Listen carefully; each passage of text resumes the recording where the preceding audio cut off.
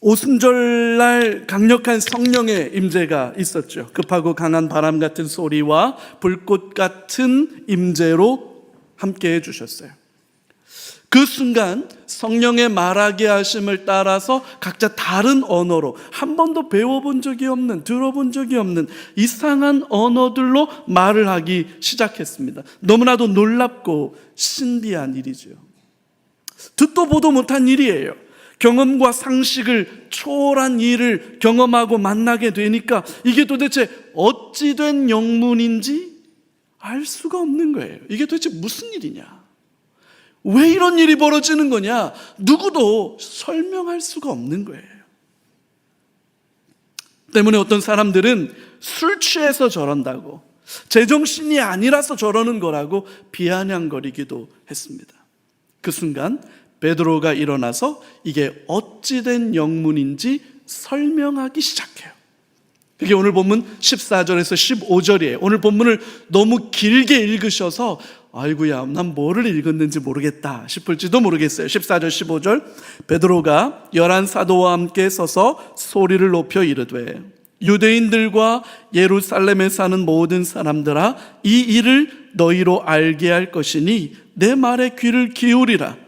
때가 제3시니 너희 생각과 같이 이 사람들이 취한 것이 아니니라. 술에 취해서 벌어지는 일이 아니라는 겁니다. 결국 여러분, 인생은 해석이에요. 인생은 해석입니다. 인생은 실제로 일어난 일이 아니라 그 일어난 현상을 어떻게 해석하느냐에 따라 달라지는 겁니다. 똑같은 일을 경험해 놓고도 해석은 제각각 다를 수 있는 거예요. 같은 일을 두고 사람들이 다 같은 얘기하는 거 아닙니다. 똑같은 현상을 보았는데 그것에 대해서 말하는 사람은 100사람이면 100사람 다 다르게 말을 해요. 왜냐? 해석이 다르기 때문에 그래요. 이런 걸 흔히 인지 오류라고 하죠. 심리학을 하는 사람들에게서는 한 번씩 사용하는 전문 용어이기는 한데, 자기가 선호하는 방식으로만 현상을 해석하려는 확증 편향을 보인다는 거예요. 여러분, 꼬부라진 사람이 세상을 보면 세상은 꼬부라져 보입니다. 그래서 세상이 다 원망스럽고 불평이고 참 답답하고 사는 게 어렵다고 느껴요. 반면에 기쁨이 있고 감사가 있는 사람들이 세상을 보면 그 속에 기쁨과 감사가 보이죠. 세상이 꼬부라진 게 아니라 어쩌면 내 마음이 꼬부라진 걸지도 몰라요. 그런 걸 확증 편향이라고 합니다. 범주의 오류라고 하는 말을 쓰기도 하지요. 성령의 역사와 술 취함이라고 하는 건 전혀 다른 범주의 일이에요. 근데 술 취함과 성령의 역사를 한 통에다가 집어넣고 해석해버리는 거예요. 그러니까 성령의 역사가 술 취한 일이 되어버리고 마는 거죠. 결국 기준점이 뭐냐? 무엇을 준거점으로 해서 현상을 해석하느냐, 이것이 인생 성공과 행복을 결정짓는 가장 중요한 요소가 되는 겁니다. 뭘 기초로 해서 나는 해석하나? 뭘 근거로 해서 나는 세상을 이해하나? 이게 제일 중요한 거예요, 여러분. 베드로가 이렇게 말합니다. 지금 제3시라. 로마 시간으로, 오늘날 우리 시간으로 환산하려면 더하기 6을 하면 돼요. 그러면 3 더하기 6 하면 몇입니까? 지금 아침 9시예요. 아침 9시이기 때문에 지금 이 현상은 술에 취해서 벌어진 일은 아니라는 거죠. 술 취한 건 아니라는 겁니다. 그럼 도대체 이게 뭐냐? 왜 이런 일들이 벌어지는 거냐? 베드로는 그걸 요엘 선지자의 예언을 인용해서 설명하기 시작합니다.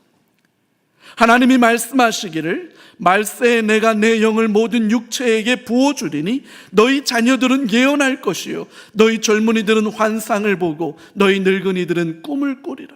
그때 내가 내 영을 내 남종과 여종들에게 부어주리니 그들이 예언할 것이요 또 내가 위로 하늘에서는 기사를 아래로 땅에서는 징조를 베풀리니 곧 피와 불과 연기로다. 주의 크고 영화로운 날이 이르기 전에 해가 변하여 어두워지고 달이 변하여 피가 되리라. 누구든지 주의 이름을 부르는 자는 구원을 얻으리라. 이 요엘 선지자의 예언의 말씀이 지금 성취되고 있다는 거예요. 성령의 강력한 역사 때문에 일어난 급하고 강한 바람, 불꽃으로 임재해 주시고 아무도 알지 못했던, 한 번도 들어보지 못했던 외국어를 말하기 시작하는 이 신기한 현상은 술 취한 게 아니라, 정신이 이상해져서 생기는 일이 아니라 요엘 예언서의 성취다라고 설명하고 있다는 거예요. 여러분, 자신의 경험과 일반적인 상식의 기초에서 현상을 해석하는 사람과 기록된 하나님의 말씀을 기초로 해서 현상을 해석하는 사람이 있다면 누가 진짜로 인생의 본질에 더 가까이 다가갈 수 있을까요? 여러분 어떻게 생각하십니까? 그래서 시편 1편 1절에서 2절에 이런 말씀을 했습니다. 복 있는 사람은 악인들의 꾀를 따르지 아니하며 죄인들의 길에 서지 아니하며 오만한 자들의 자리에 앉지 아니하고 오직 여호와의 율법을 즐거워하여 그의 율법을 주야로 묵상하는 자다.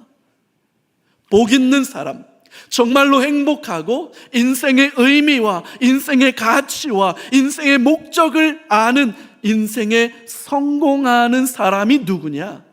정말로 복 있는 사람이 뭐냐? 그건 악인들의 꾀를 따르지 않는다는 거예요. 죄인들의 길에 죄인들과 함께 서 있지 않는다는 거예요. 오만한 사람들과 함께 악한 일을 도모하지 않는다는 거예요. 진짜 복은 여호와의 말씀에 있기 때문에 그 여호와의 율법의 말씀을 낮과 밤으로 묵상하는 거예요. 그 말씀을 계속해서 묵상하는 거예요.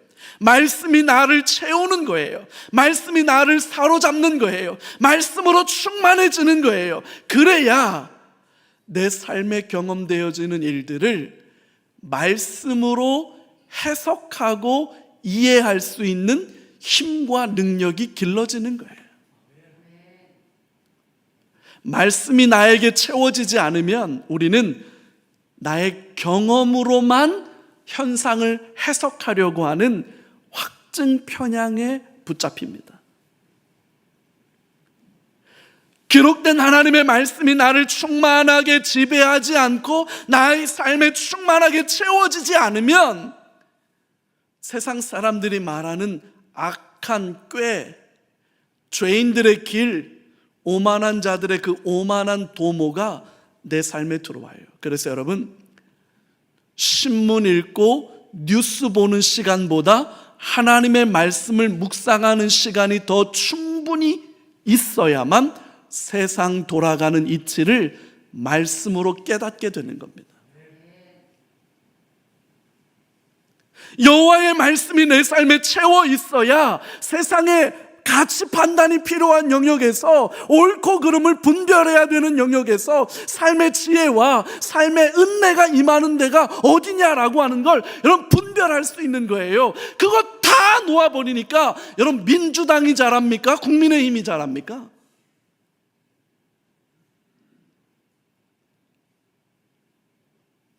기준점이 사라져버리죠. 누가 잘하는지 아세요? 여러분, 민주당하고 국민의힘 중에?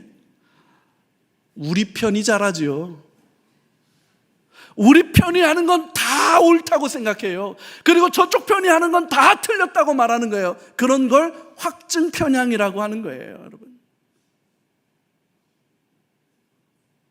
늘 우리 편이 옳아요. 천만에요. 가끔씩 담임 목사는 어느 쪽 편입니까? 이거 궁금해하시는 분들이 계시고 아직도 저한테 그걸 물어보시는 분들이 계셔요. 왜 담임 목사는 그런 얘기를 안 하십니까?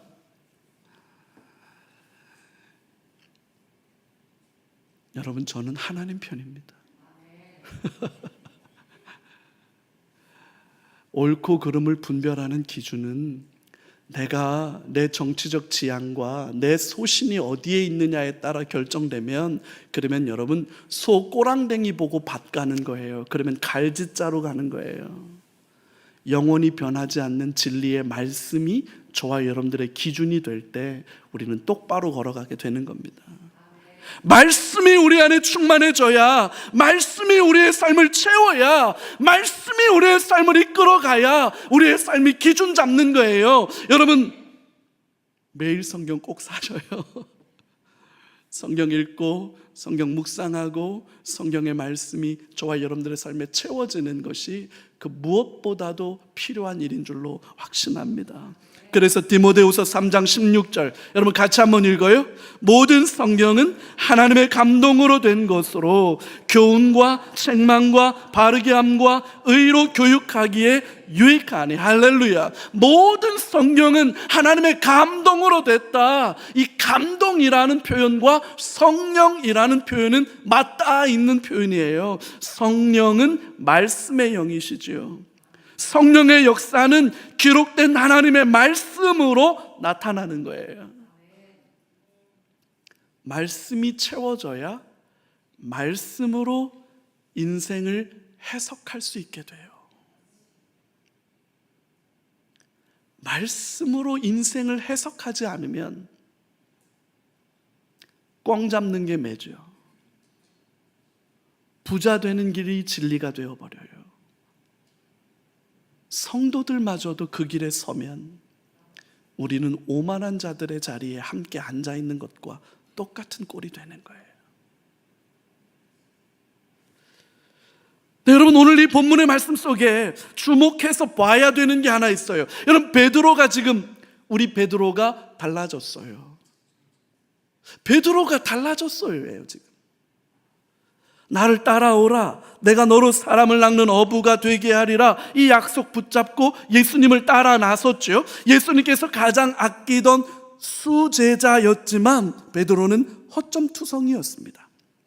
예수님처럼 무리를 걷기도 했지만 이내 물에 빠져 죽다 살아납니다. 예수님이 체포되시던 날 섣불리 칼을 뽑았다가 위기를 자초하지요.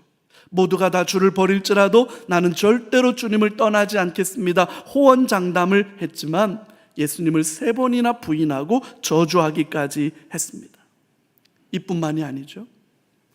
베드로는 부활하신 예수님을 만났습니다. 부활하신 예수님을 만났음에도 불구하고 한없이 초라하고 부끄러운 자기 자신을 견딜 수가 없어서 난 다시 고기 잡으러 갈래, 그리고는 갈릴리 바다로 돌아가 버렸어요. 마음이 무너졌던 거예요. 다시 원점으로 돌아가 버린 거죠. 그 주님은 그런 베드로를 위해서 갈릴리 바다까지 새벽에 찾아가셨습니다. 그리고 베드로에게 물었어요. 요한의 아들 시몬아, 너 이 사람들보다 나를 더 사랑하니? 너 나를 사랑하니? 너 정말로 날 사랑하니? 3번이나 연거푸 물으셨어요. 그리고는 내 어린 양을 먹이라, 내 양을 치라, 그렇게 말씀하시면서 베드로가 잃어버렸던 그 부르심의 사명을 다시 회복시켜 주셨습니다. 그리고 그 베드로에게 오순절 성령 강림 사건이 베드로에게도 임한 거예요. 근데 여러분, 본문을 주의 깊게 보면 이렇게 돼 있습니다. 성령이 임재하시던 일에 어떤 일이 벌어졌습니까? 급하고 강한 바람 같은 소리가 그들이 모였던 공간을 채웠어요. 불의 혀에 갈라지는 것 같은 불꽃이 각 사람 머리 위에 임했습니다. 그리고 성령의 말하게 하심을 따라 한 번도 배워본 적 없는 외국어를 말하기 시작했습니다. 근데 여러분, 이런 놀라운 기적들은 언급하고 있지 않고 베드로에게서는 뭐가 나타나고 있냐면, 베드로에게 나타난 기적은 이런 신비한 영적인 현상이 아니라 말씀이 깨달아지고 말씀이 적절한 타임에 생각나고 말씀으로 그 현상이 해석되는 기적이 일어났다는 거예요. 사물의 본질, 인생의 이치가 말씀으로 깨달아지기 시작했다는 거예요. 여러분, 이전 기적 같은 은혜가 저와 여러분들에게도 임하기를 주님의 이름으로 축복합니다. 본문 안에 나타난 성령 임재의 진짜 기적이 뭐냐면, 여러분, 영적인 신비한 현상이 아니에요.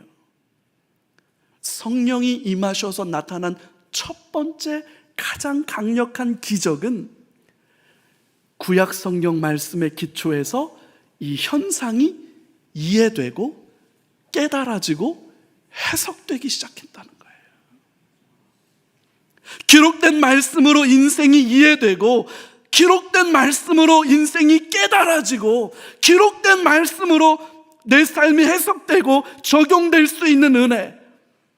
여러분, 행복은, 인생 성공은 바로 여기에 있는 줄로 믿습니다. 베드로에게 임했던 성령의 역사가 바로 그거예요. 그러자 베드로는 예수가 그리스도시다라고 확증하며 선포하기 시작합니다. 너희가 십자가에 못 박아 죽인 예수가 실은 그리스도셨다라고 담대하게 말하기 시작하는 거죠. 그게 22절에서 24절까지의 말씀의 핵심이에요. 이스라엘 사람들아, 이 말을 들으라. 너희도 아는 바와 같이 하나님께서 나사렛 예수로 큰 권능과 기사와 표적을 너희 가운데서 베푸사 너희 앞에서 그를 증언하셨느니라. 그가 하나님께서 정하신 뜻과 미리 아신 대로 내준 바 되었거늘 너희가 법 없는 자들의 손을 빌려 못 박아 죽였으나 하나님께서 그를 사망의 고통에서 풀어 살리셨으니 이는 그가 사망에 매여 있을 수 없었음이라. 여러분, 정말로 놀라운 건 이겁니다. 베드로를 제가 의도적으로 폄하하려는 것은 아닌데, 여러분, 베드로는 갈릴리 출신이에요. 갈릴리 출신이라고 한다는 얘기는 굉장한 촌동네 출신이란 뜻이에요. 이게 무슨 말이냐? 베드로는 정규 과정에 들어가서 공부를 해본 적이 없는 사람이라는 의미가 있어요. 목사님, 너무 성급한 일반화 아닙니까? 아닙니다. 이 당시에는 학교가 따로 없어요. 아주 귀족이거나 아주 부잣집 아들 아니라면 선생님을 구해서 그 선생님 아래 들어가서 공부하고 배우는 게 불가능합니다. 베드로는 갈릴리 바다 그 어부 출신으로 소위 말하면 가방끈이 현저하게 짧은 사람이었을 거예요. 인생의 경험과 지혜도 그다지 내세울 만하지 않았을 겁니다. 고기 잡는 것 말고는 아는 게 없어요. 하루 잡아서 하루 먹고 사는 인생이기 때문에 다른 걸 생각할 여력이 없었을 거예요. 동시대 활동했던 사도 바울과는 확연히 다르죠. 사도 바울은 길리기아 다소, 그 당시 굉장히 중요한 도시들 중에 하나였던 그 다소 출신이었고, 태어나면서부터 로마 시민권을 가진 자였고, 당대 최고의 학자로 알려졌던 가말리엘이라고 하는 사람 밑에 들어가서 배웠던 사람이에요. 바울은 금수저죠. 그에 비해서 베드로는 흙수저 중에 흙수저라고 보는 게 맞을 겁니다. 근데 여러분, 놀라운 게 뭔지 아십니까? 오늘 본문 안에 기록된 베드로의 설교를 가만히 보면, 사실 오늘 읽었던 14절과 이 41절까지의 말씀은 베드로의 설교거든요. 이 베드로의 설교를 가만히 보면 너무나 정확한 율법에 대한 이해, 구약 성경에 대한 이해를 가지고 있다는 것에 놀랍니다. 뿐만 아니라 수사학, 당시 사람들이 배우는 학문 중에 제일 중요한 학문 중에 하나가 수사학이라는 거였는데, 베드로가 예수가 그리스도라는 사실을 입증하기 위해서 사용하고 있는 이 논리와 수사학이 너무나 탁월합니다.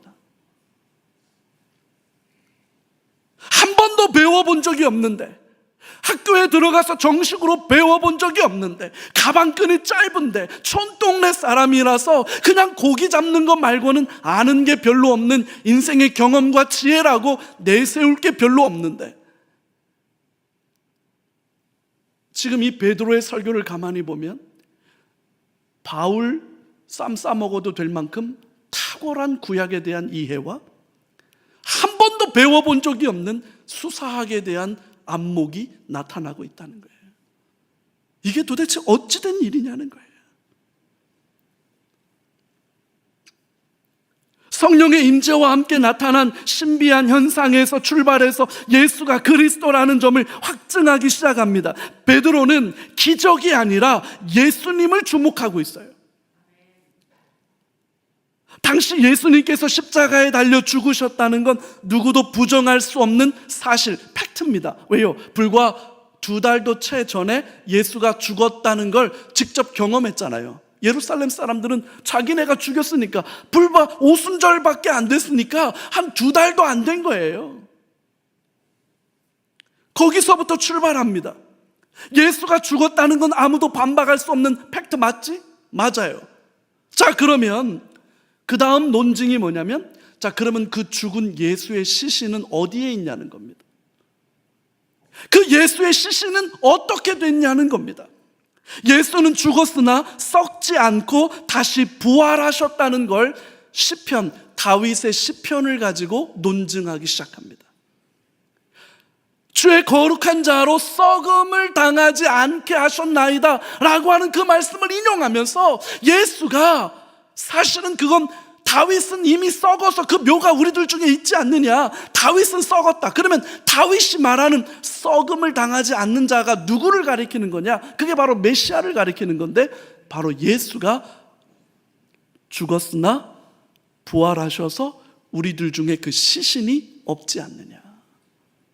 그러므로 이건 예수가 부활하셨다는 너무나도 명백한 증거가 된다라고 말하면서 32절, 이 예수를 하나님이 살리신지라 우리가 다 이 일의 증인이라. 예수의 부활을 입증해 버렸습니다. 그러자 33절에 더 놀라운 담대한 주장을 합니다. 33절 같이 한번 읽어요. 하나님이 오른손으로 예수를 높이심에 그가 약속하신 성령을 아버지께 받아서 너희가 보고 듣는 이것을 부어 주셨느니라. 아멘. 부활하신 예수님을 통해서 성령님이 오셨다는 겁니다. 지금 여러분들이 목격하고 있는 이 신비한 현상, 급하고 강한 바람 같은 소리가 임하고 불꽃이 각 사람 위에 머물러 있고 한 번도 배워보지 못한 외국어를, 무려 14개 이상의 외국어가 동시에 막 사람들이 말하게 되는 이 엄청난 기적 같은 현상들, 도대체 이게 뭐냐? 왜 이런 일이 벌어진 거냐? 예수님이 십자가에 죽으셨고 부활하신 결과 일어난 현상이라는 거예요. 결국 오순절에 임재해 주신 성령님은 예수님이 누구신지를 알려주시고 깨닫게 해주시고 믿게 해주시는 분이다, 이렇게 설명하는 거죠. 여러분, 베드로는 지금 당대 최고의 신학자가 되어 있습니다. 갈릴리 총동네 배움이 짧았던 인생의 지혜와 경험이라는 것도 일천할 수밖에 없었던 그 베드로가 어느 날 느닷없이 당대 최고의 신학자가 되어 있는 겁니다.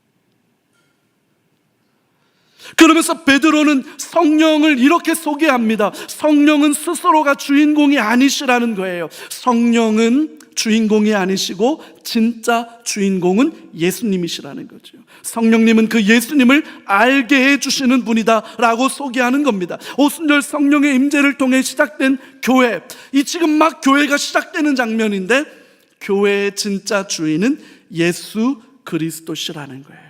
누구도, 그 무엇도 예수님을 대신할 수 없고 대체할 수 없다는 거죠. 모든 것을 가졌어도 예수가 없으면 아무것도 아닙니다. 반면에 아무것도 아닌 것처럼 보여도 예수를 가졌으면 모든 것을 가진 것과 진배 없는 줄로 믿습니다. 베드로도 이렇게 변화되는 거예요. 베드로를 변화시킨 성령의 역사의 기적은 그가 방언을 말했다는 걸로 설명되지 않습니다. 불꽃이 임했다는 것으로 설명되지 않습니다. 바람이 임했다는 걸로 설명되지 않습니다. 베드로를 변화시켜 놓고 뒤집어지게 만들었던 진짜 능력은 그 순간 베드로를 말씀이 사로잡기 시작했다는 거예요. 세상이 깨달아지기 시작하는 거예요. 인생이 해석되기 시작하는 거예요. 아무것도 아닌 것 같아도 예수를 가졌으면 예수의 영이신 성령 때문에 저와 여러분들의 인생은 전혀 새로워지는 줄로 믿으시기 바랍니다.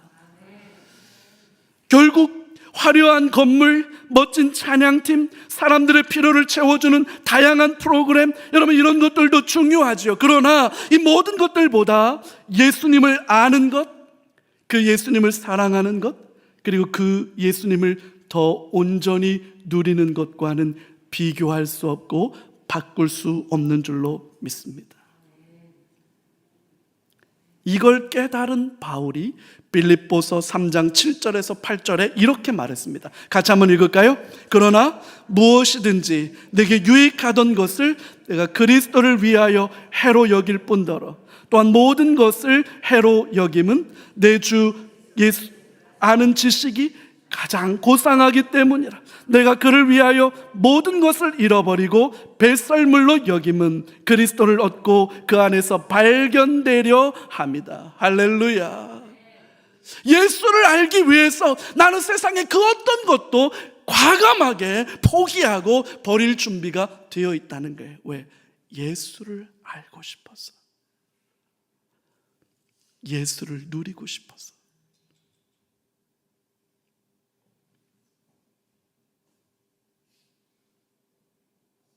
배움도 충분하고 건강도 충분하고 경제적인 여유도 넉넉해도 예수 없으면 무슨 소용이겠습니까? 배운 것도 짧고 인생 경험도 부족하고 내세울 게 아무것도 없으나 내 안에 구주 예수 그리스도가 계시다면 여러분 그걸로 충분한 거예요. 로마서 14장 8절 바울 사도가 이렇게 우리에게 말합니다. 같이 고백할까요? 우리가 살아도 주를 위하여 살고 죽어도 주를 위하여 죽나니 그러므로 사나 죽으나 할렐루야. 이 고백이 저와 여러분들 안에 살아나기를 바랍니다. 우리 안에 예수로 넘쳐나기를 간절히 기도합니다. 예수로 말하고 예수로 섬기고 예수로 사랑하는 교회. 여러분 이 모습이 바로 우리가 꿈꾸고 소망하는 교회의 모습입니다.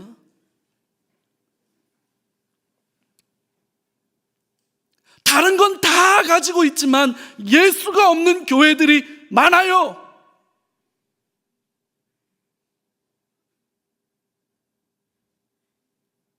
예수 없이 자기들 하고 싶은 대로 마음껏 하는 교회들 많아요.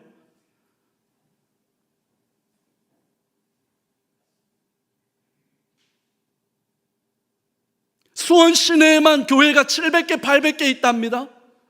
다른 교회는 모르겠습니다. 다른 교회 어떻게 되는지 난 몰라요. 그러나 제가 바라고 원하는 정말로 주님 앞에 두렵고 떨리는 마음으로 소원하는 한 가지 있습니다. 이 수원 3일교회에는 예수로 충만하기를 바랍니다. 예수만 이 교회의 주인 되시기를 바랍니다. 다른 그 어떤 것도 필요하지 않습니다.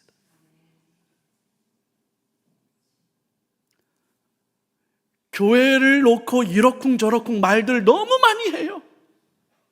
왜 우리 교회는 이런 거 없습니까? 왜 이런 게 부족합니까? 왜 이런 게 제대로 안 됩니까? 그런 이야기들은 많이 들어봤어도 왜 우리 교회는 예수님에 대해서 더 말하지 않습니까? 왜 우리 교회는 예수님을 알고 예수님을 사랑하고 예수님을 누려가는 일에 더 열심을 내지 않는 겁니까? 왜 우리에게 예수에 대해서 더 많이 가르쳐 주지 않는 겁니까? 이런 얘기는 저 한 번도 들어본 적이 없어요.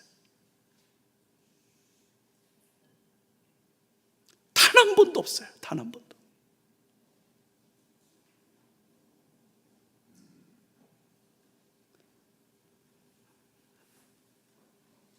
예수를 알고 예수를 더 사랑하고 예수로 충만하고 예수로 가득한 거, 이거 말고 우리가 뭘 하려는 걸까요?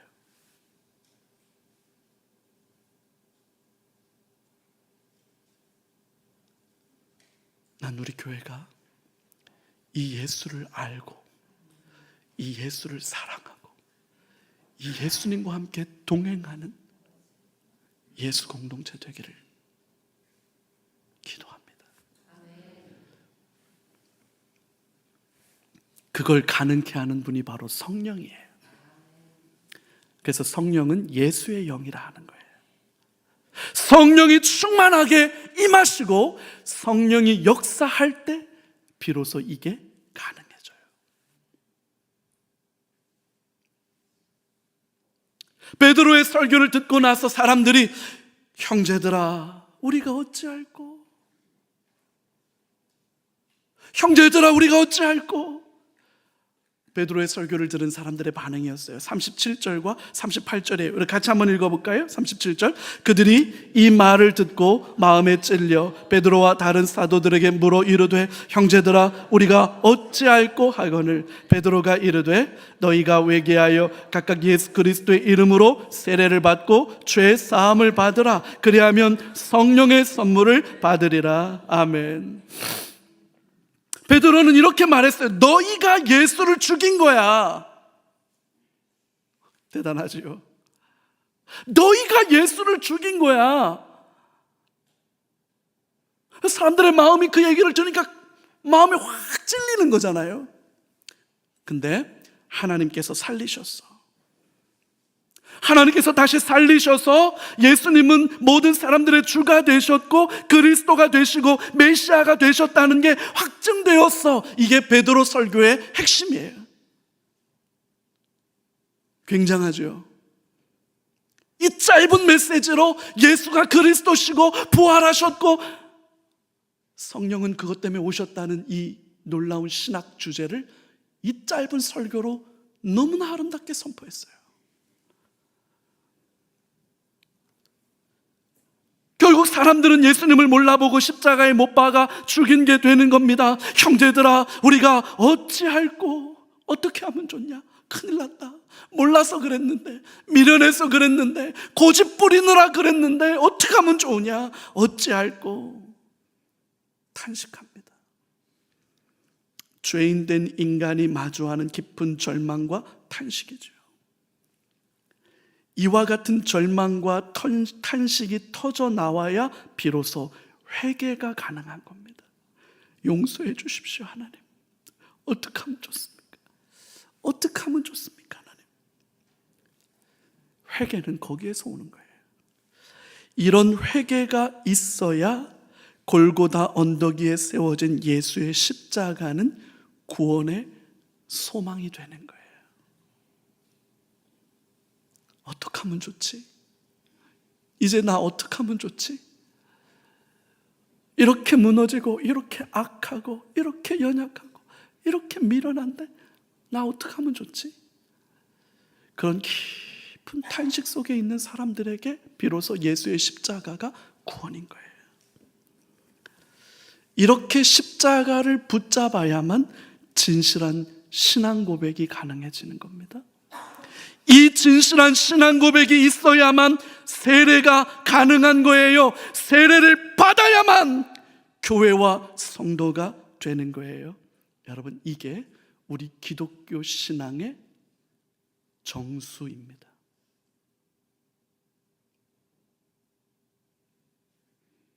이게 우리 기독교 신앙의 정수예요. 도무지 해결되지 않는 죄의 깊은 절망과 무력감을 경험한 사람만이 하나님 어떻게 하면 좋죠? 어떻게 하면 좋죠? 하는 절망의 탄식이 터져 나오는 거예요.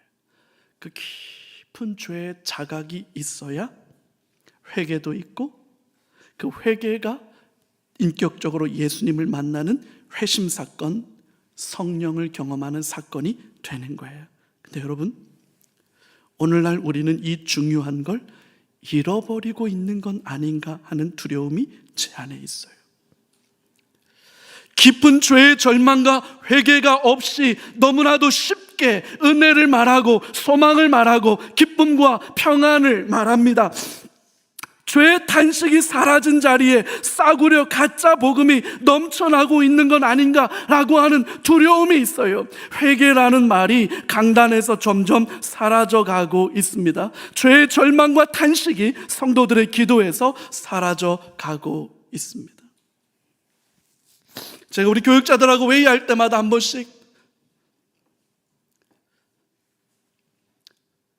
우리 여름 겨울에 성경학교 안에 우리 성경학교 참여하는 우리 초등학생들 안에 회개가 사라졌다. 우리가 죄인이라는 그 깊은 절망과 좌각이 사라져버렸다. 우리 중고등부 수련회 안에 죄에 대한 깊은 자각과 그 아픈 탄식과 예수의 십자가에 대한 이 고백들이 희미해져 가고 있다. 우리 청년들 수련회 안에서 이런 이야기들이 좀처럼 들려지지 않는다. 대신 위로, 소망, 격려, 비전, 꿈,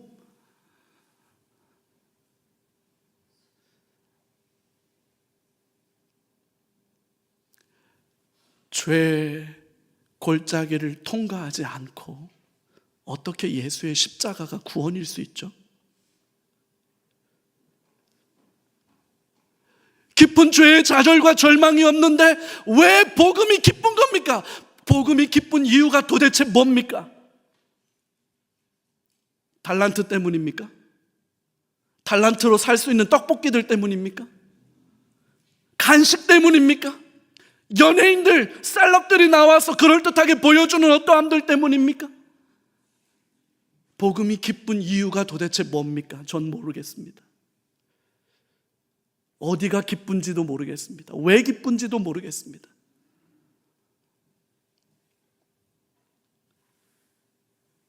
죄의 절망스러운 고백도 없고 그 무너진 마음에 회개도 없고, 그러니 십자가는 그저 동정, 삐했다. 십자가는 그저 고통당하는 사람들에 대한 연민과 동정이 되는 거고, 그 연민과 동정을 십자가의 은혜라고 착각하는 사람들만 늘어나는 거 아닐까? 여러분, 십자가는 동정하는 거 아닙니다. 십자가의 고난을 연민으로 바라보라는 거, 그건 십자가의 원수가 되는 거예요.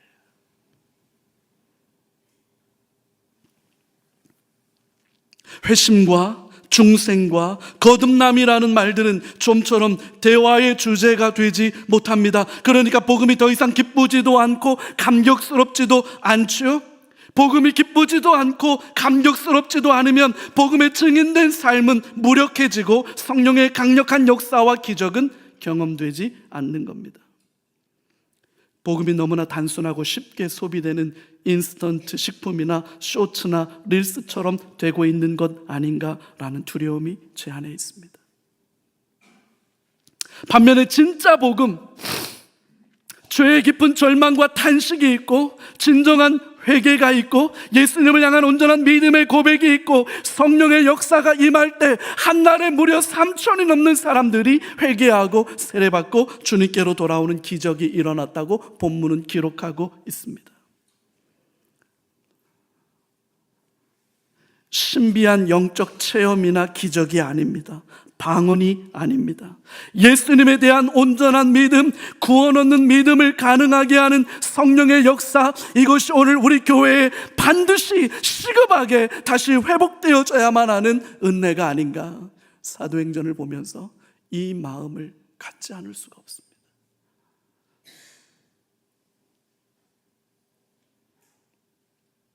뒤집어 놓는 역사, 변화시키는 역사, 새로워지게 하는 역사, 성령의 이 역사가 오늘 우리에게 임하고 이 교회를 새롭게 하기를 간절히 기도합니다.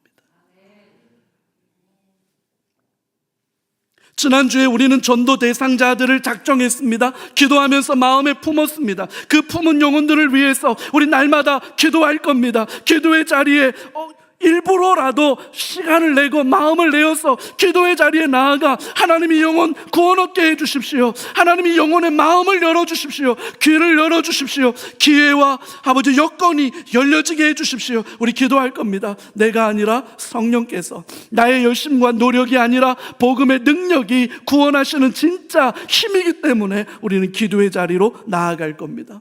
관계를 만들고 그분들을 정중하게 초대할 겁니다. 정성을 다해서, 최선을 다해서 그분들이 알아들을 수 있도록 복음을 전할 겁니다. 그 복음을 듣고 그들 중에도 우리처럼 어찌할꼬, 이제 어떻게 하면 좋지? 하는 그 깊은 탄식이 터져 나올 때, 그 깊은 탄식 속에 본질적인 회개가, 예수님을 믿고 세례받고 구원 얻는 하나님의 자녀가 되는 기적이 일어나기를 소망합니다. 여러분,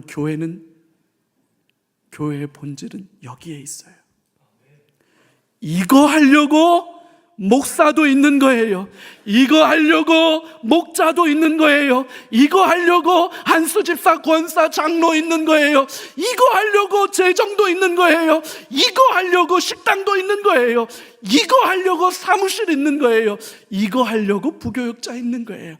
이게 교회의 본질이니까요. 다른 건 다 가졌지만 예수 없는 교회, 예수가 누군지 관심도 없고, 예수가 날 위해 뭘 하셨는지도, 예수를 어떻게 누리고 그 예수 안에 사는지도 몰라요.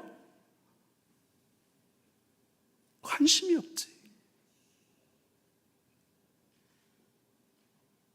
성령이 오셔서 우리를 새롭게 하시기를 기도합니다.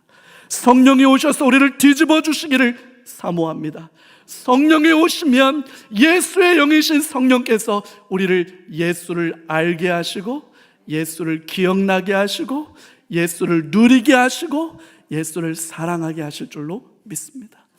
이 성령 하나님 우리 가운데 임재하시도록 여러분 기도 가운데 사모하며 그 주님을 가까이 대하는 저와 여러분들 되시기를 주의 이름으로 축복합니다. 우리 기도하지요.